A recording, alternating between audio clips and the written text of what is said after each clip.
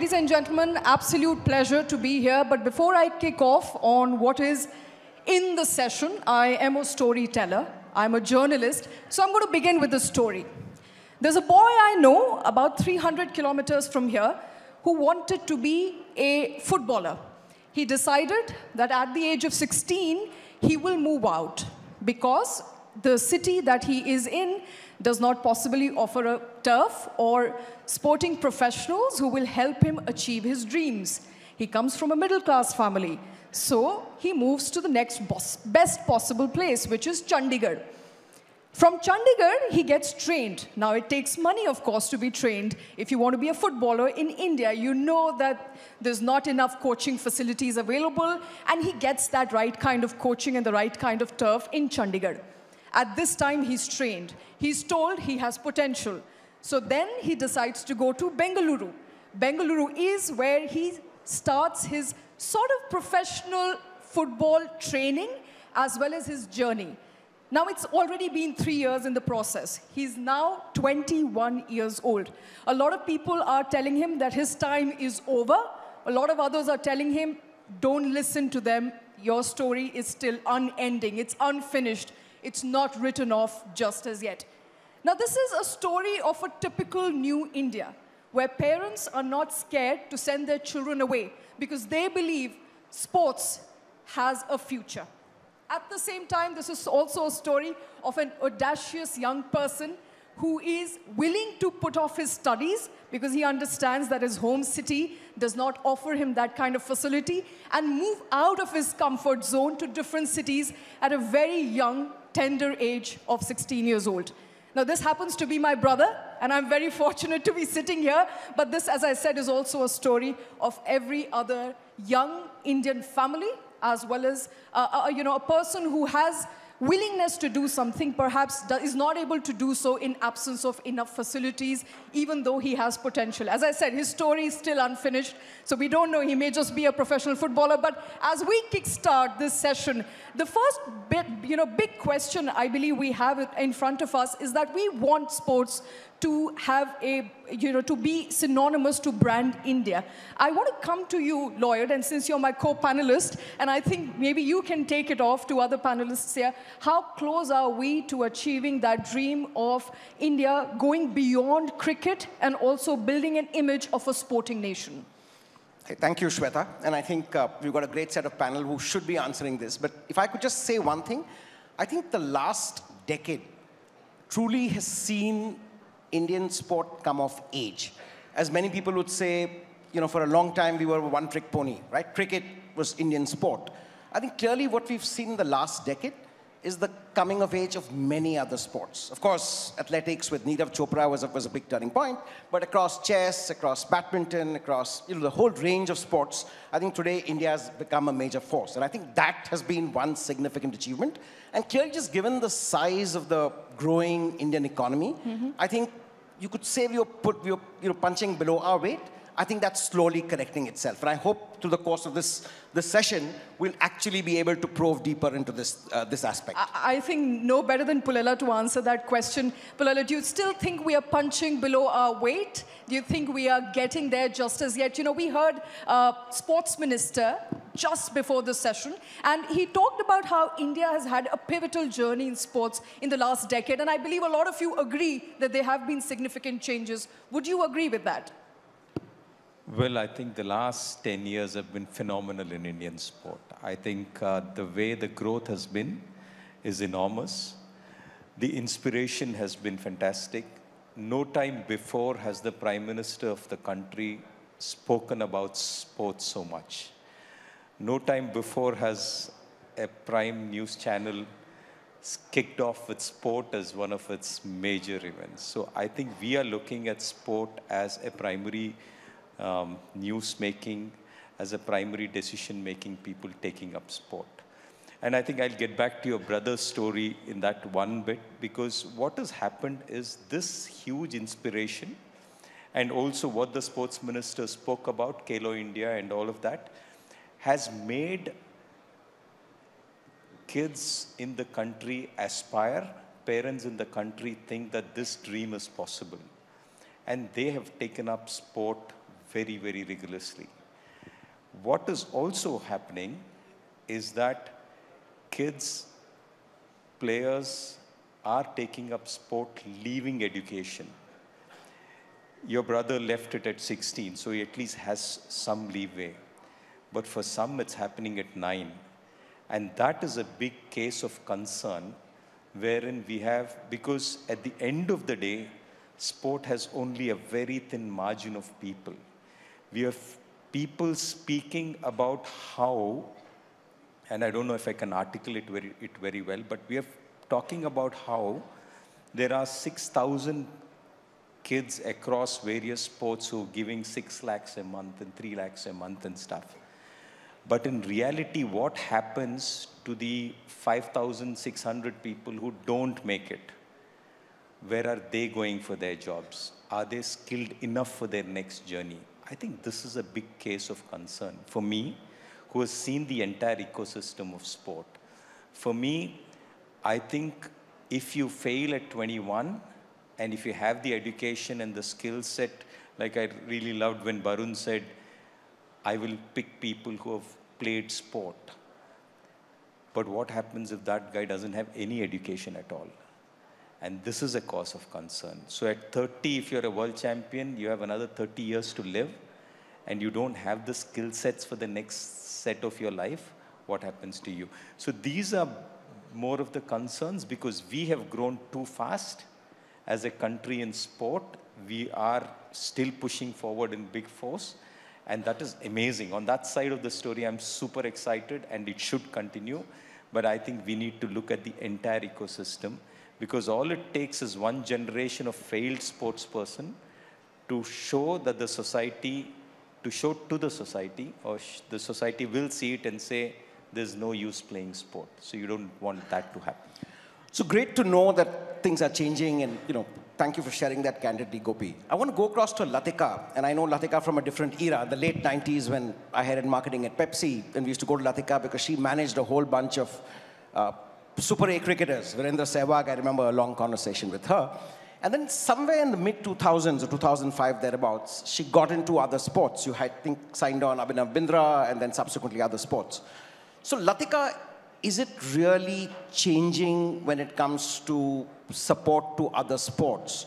Or are we still predominantly a one-sport nation? Well, fortunately, nothing ever happened to the primary sport. It only grew in size, stature. The leagues came on and gave a livelihood to so many more cricketers. So in every possible way, it's given money to coaches, to professionals, to marketing people, to people who genuinely wanted to make a career in sport. So let's not denounce cricket at the cost of other sports. We can definitely have everything coexisting. And in the 2 odd decades that I have been involved in this, definitely other sports have come a very, very long way. So I don't think we can say that other sports do not get their recognition. They definitely do. And I think it's all a part of the evolution. The boost has to come from private participation. The boost has to come from media, from channels, from various formats. And the more people who are involved in sport, the more are these solutions going to come out, because the sportsman has to play his sport. For everyone else to figure out how to make a livelihood for them, that is the job of marketing, of business. And I think everyone needs to redirect their energies, and examples of that would be the ISL League, the Pro Kabaddi tournament, the various other tournaments that have come up in the country, because we're a huge population and any amount of entertainment is never going to be enough. So we need to work on that. Absolutely. Pierre, thank you for coming to India. My pleasure. Well, I think as a country which is known for its cricketing fanfare and the currency that it has, the biggest sporting currency that it has, and it has continued to bank on it for a very long time, is cricket. We want to change that image. We want to go beyond cricket, and we are moving those strides. I mean, we've discussed all of that, and we will continue to. But as far as football is concerned, as you have been associated with one of the biggest football leagues in the world, how do we build an ecosystem where we can help nurture talent from the very grassroots level? So first and foremost, thanks for having me, and really impressed by this event. It's a great experience. And secondly, we should maybe touch base on your brother's career path for the future. Coming back to your question, how to build an ecosystem. Frankly, having tried to dig a bit deeper into the current situation of India's sports and your youth development system, I think let's say the foundation and the idea is exactly right. Looking at the idea of the Kilo India system, this is exactly what makes, I think, European sports successful. And then speaking maybe for Germany, because representing the second biggest football league in the world from Germany, this is how we build our ecosystem in terms of football, but also in sports. But it took a long time, right? It started right after World War II, like, you know, it took us several decades in order to, you know, lay the foundation of something we then, you know, were able to earn the credits from at a later stage. So I think that's the one part. The second part is, as Barun and the Minister of Sports exactly pointed out, it's about the events, getting the right events in. And yes, I think the ambition to have the Olympics 2036 is perfect, but there are so many other major events you could have and which could really help and make India benefit from. That's exactly the right way to do in order to get the attention from international, but especially also to build fandom and talent nationally. Thank you. Do you know, sorry, Lloyd, as far as fandom is concerned, with a show of hands, how many of you watch football? Religiously watch football? All right, I think those are half the hands down, but a lot of people are football lovers in the country. Even then, for some matter, and I spoke to my, sports editor right before I got on this panel, because sporting is a self-admission, not something that I've done for a very long time. So she said that despite repeated efforts, for some reason, it just does not make enough money. So, there is the value proposition, there's the economic sense to it, which happens to be missing. And we were discussing this before, we came on the panel, that it's a classic chicken and egg situation to me. What do you do first? You pump in money, but then you also need enough reception, you also need enough revenues. But when the revenues only will come in when people are actually interested in watching. How do you break away from that conundrum? I think never an easy situation, and a great question that, Shweta. I think the challenge is that today, with an increasing activist economy where shareholders want good returns, I think business leaders are tasked with ensuring they put their money where they get the best returns so that their companies prosper and shareholders get returns. Having said which, I think one big change that has happened is the government of India mandates that every company spends 2% of its post-tax profits on corporate social responsibility. I think where corporate India or India Inc. needs to look is virtually none of that gets into sport. Sport is considered too much of a, shall we say, a nice to do or a luxury. A lot of it goes into important issues like education and health. But I think the enablement of 2% of post-tax profits of a company for sports, I think is a great step in that direction. I think for that, the government needs to be applauded. Absolutely. Maybe I would like just to add, looking at the stats we are working with, we see that almost 25% of the Indian population is interested in football, of which more than 40% are between 16 and 34, which means that, I don't know if everybody is within that target or age group, but it seems like that football is, heavily growing in the younger target groups, which is great for us. We see our ratings on Sony more or less doubling each year. So you could sense an increasing demand for football, obviously in a very cricket-dominated market. Absolutely. We have a very diverse group here, but I want to come to you, Marcus. I understand you are actively engaging with India to facilitate, people, young people especially, who want training in football to have a free flow from one country to another where they can get the right sort of training and then come back and perform in India. Talk to us a little bit about what you're doing with the government and with Indian institutions. Yeah, thank you for the invitation. Great to be here. It's my first time in India and I'm really impressed. Yeah, we started in last June with one of my companies. I was for nearly 24 years CEO of an Austrian football club. We played also international. But then I started my own business and we said, okay, how can we support also other countries in this kind of soccer? And together with a friend from Switzerland and Germany, we founded a company, and we have as a project 3 issues, because the one you said, and I guess this is the key for the Indian population, is the young population, young people working on sports, training in sports in school. And what we want to provide is that regularly, not only one time, Indian kids who are selected here, who are trained here, can come for, let's say, 2 weeks to Austria, to Germany, to Switzerland, have training there, play there against youth academies, with the support like German Bundesliga, but also we talk to Austrian Bundesliga, to Swiss League, to give them a goal. And the second thing is also coach the coaches, bringing also coaches there, giving them the possibility to support. And don't forget, sports is a business, sports is an industry, so we also created programs, for example, for young doctors, for young lawyers from India who wants to work in sports. And I guess the know-how we have, especially in this region, Germany, Austria, Switzerland, within the last years with hosting the FIFA and UEFA, for example, in Switzerland, is a big possibility for young Indians, for young management people also to come there. Not only the children who want to play soccer, but also young students to come to Europe and also in the other direction. Very important. Thank you, Marcus.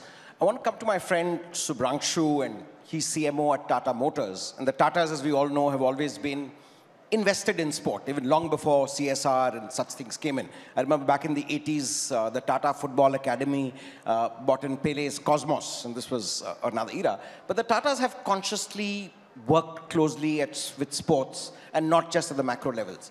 But as a marketer and a business person, Subhranshu, do you think corporate India does enough for sport? Not just in a manner of the kind of returns they get, but also in terms of what needs to be done to build sports, the whole sports ecosystem in the country? Well, purely as a marketer, I can say that the short answer is yes. Because today, the media ecosystem, all put together in terms of monetary value, is growing at about 15 to 16%, whereas the economy has grown by 7 to 8%. So you have the answer, it's a double the clock rate. But we must realize, you mentioned CSR and other efforts to promote sports, including the trebling of the budget from the government side. But as a marketer, I'm looking to reach them, audiences, premium advertising audiences. So there are 3 large trends which have shaped the sports ecosystem. One is India is getting more affluent. Even at 7%, we double the GDP every 10 years. Naturally, it leads to leisure, it leads to recreation, it leads to India pride, which is a very important thing. The second thing that's happened is digital and television have merged in many ways. Social networking became social media at the same time that television started getting more and more aggressively about premier events. So from a business standpoint, why we are interested in sports is to reach the right audiences, give them what is really pure play reality TV. There is an event happening, there is an undecided conclusion to it. There is a large fan audience, there are committed eyeballs. And that's very precious and advertising which you don't miss. But with the emergence of digital going into live broadcasting in sport, they're actually moving away from digital because it's not about cheaper click streams, it's not about take action now, it's about creating something that has cultural cachet, something that has uniqueness, finesse, and elevation. So that cultural sensibility and preciousness is incredibly important, and if a brand is meaningfully associated with a sport, it can really do magic for that brand. Terrific. I want to quickly get Gopi in, and as a sports superstar who brought us a lot of glory in a, shall we say, a less enabling atmosphere. And now as a sporting parent, your daughter Gayatri has achieved remarkably. What is your one big ask from policy makers, policy enablers, and from the corporate establishment? I mean, we've got Mr. Kant, we've got lots of big decision makers here. What do you think we need to do better to accelerate India's sporting prowess? I think from policymakers, there is one, maybe two things which I would think is important. And way back I had heard about Modi ji talking about a bridge being made. He said somebody who's making the bridge is different, somebody who owns, like the municipality owns it, the railways has to build it, the roads have to be, they're different people. So in a similar sense, for performance, there are too many people involved. There is associations, there's government, there's private parties, there's managers, there's the whole lot of ecosystem. So I think that needs to be streamlined. Because on one side is the corporate side, the marketing side, the entire ecosystem of very different things. But performance is purely another ball game. It needs a set of people who are really committed, whether it's players, whether it's coaches and support staff, and an ecosystem which builds performance. We need to keep that isolated from the rest of it. So I would really look at policy and say, boss, get this done for us. Okay. The second thing for me which would be important is that what happens to, because there are thousands and thousands of people who are taking up sport. A very small percentage of them are successful. What happens to the huge number which we don't make it? How are we going to ensure that their lives are secure? So this would be also something which I would want to really look at sports policy. And one legislation which I would really love to see is government telling that we are not under bureaucrats. Sports administration is not under politicians, but sports is managed by professionals and people who know stuff and who are sports persons. That, from a legislation point, I would really want to see. All right, fair enough. Latika, I think 2 to 3 very important points that Gopi made there. One, of course, is that sports should be managed by professionals. And the other is what happens to those who don't really succeed. If they don't have enough education, what are the leeways for them? As far as your understanding of managing sports for years now is concerned, what is your big ask of the government? What should they do now, especially at a time when India is aspiring to host Olympics? Let's address that as well. How do we up that performance? The whole question of sports marketing, and it's a lot of foreign universities do offer courses in sports marketing or sports management. And a lot of children are very interested because they automatically assume that an interest in sports translates into some sort of skill at management, which is not necessarily true. The evolution of jobs which run parallel to it. Now, people who are in sports, sports coaches, sports association, people to manage the associations, people to manage the sport. But that is primarily, I think, to start a sport with the whole intent of making a career out of it and having 3 different options is not really the way it's going to be. Sport has to be played for sport's sake. And then as opportunities come up, I mean, to have a policy where you say employ a whole lot of people and say the sports ministry and all of that is a very counterproductive thing to do. I think everyone has to play sports without the intention of turning into an elite sportsman. Play sports for the many, many psychological, physical, emotional benefits it gives you. And if from there you find that it carves out a career for you, I don't think the government can get involved in actually mapping IPL was like, okay, they were elite sportsmen, some of them made a career in IPL, and now there is 100 different leagues all over the world where they can participate. Right.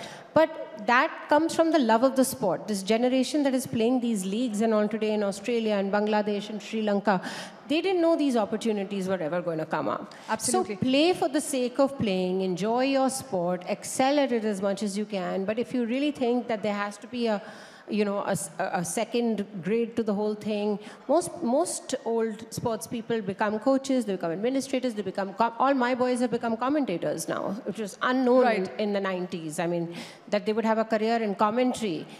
Let life take you where it goes. I mean, to make a policy and say if you don't make the League A, you'll do this, you'll do that.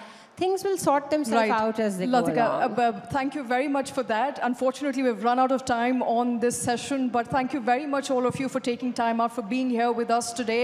An absolutely wonderful session on what the future of sports is looking like. It is nice, it is bright. There's a lot of work that has been done in the last 10 years, perhaps lots more to do upcoming in the next 10. Thank you very much, all of you, for being a very patient audience. Thank you.